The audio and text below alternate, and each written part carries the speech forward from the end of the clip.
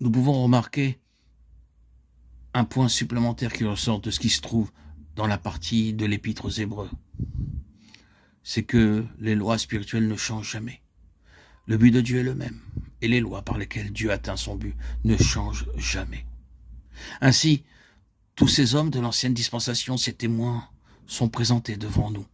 Et il nous est donné de voir qu'ils sont mus sur la base des lois spirituelles. Leurs vies furent gouvernées par des lois spirituelles. C'est là ce qui se trouve dans notre pensée. Ces lois ne sont pas des lois pour Abraham seul ou pour une dispensation. Le chemin sur lequel Abraham dut se déplacer en ce qui concerne ces lois, bien sûr, peut être particulier à la vie et au temps d'Abraham. Nous ne vivons pas tous à Our en Chaldée, et ainsi de suite. Cela était simplement la couleur locale et le cadre.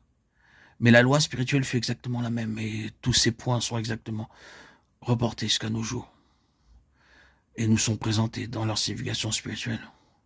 Et c'est comme si le Seigneur montrait la même loi pour vous comme pour Abraham, le même principe pour vous comme pour Abel. Il n'y a aucun changement. Le but est le même, et le chemin qui mène au but est le même. Afin qu'elle parvienne à ce but-là, l'Église est donc amenée à se tenir exactement sur les mêmes lois spirituelles. Considérons donc la nuée de témoins. Rejetons tout fardeau et courons avec persévérance dans la carrière qui nous est ouverte.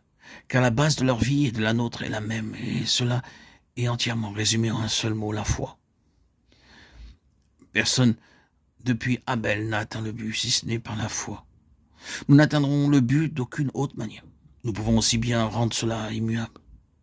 Si je pouvais renforcer cela dans votre cœur par quelques mots supplémentaires, je pense que ce serait ceci.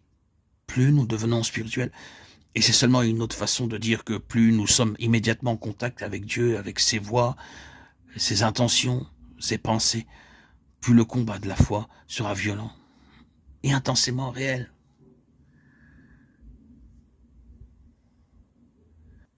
Cela peut sembler étrange.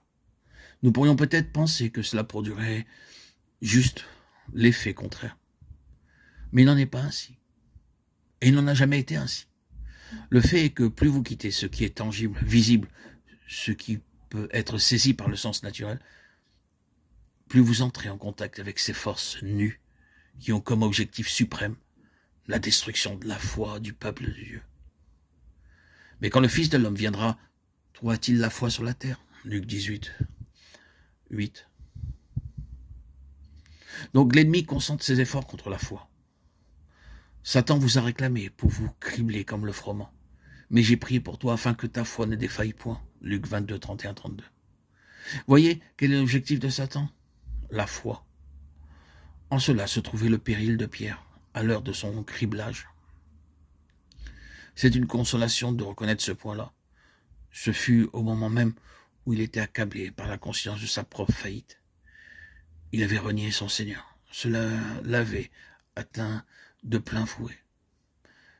Et il en fut écrasé, brisé. Il dit, j'ai renié mon Seigneur. Lorsque vous vous trouvez d'une façon ou d'une autre dans ce domaine de la conscience de votre propre faillite et fiasco, et de la déception du Seigneur que Satan s'y introduit, il s'y précipite et dit, à quoi bon que tu essaies? À quoi bon que tu crois, que tu espères? Tu ferais mieux de tout abandonner. Béni soit Dieu, à l'heure du péril de la foi. Nous avons ce mot d'encouragement. J'ai prié pour toi. Notre foi n'est pas une affaire qui dépend de notre propre force, celle de maintenir quelque chose. C'est une affaire qui dépend de sa prière.